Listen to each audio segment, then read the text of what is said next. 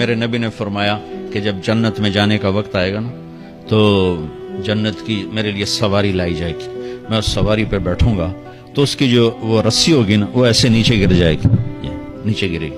اس رسی کے یعنی اس کی جو لگام ہوتی ہے نا وہ نیچے گرنے کا مطلب ہے یہ ایسے نیچے گر گئی۔ اب نیچے گرنے کا مطلب ہے کہ اس کی ڈرائیونگ میرے نبی نے نہیں کرنی، کوئی آنے والا ہے، کوئی ڈرائیور آنے والا ہے جو رسی پکڑ کے چلے گا، کوئی کوچبان آنے والا ہے جو اس کو پکڑ کے چلے گا۔ رسی کا گرنا ایک انڈیکیشن ہے کہ کوئی نصیب والا اب آئے گا۔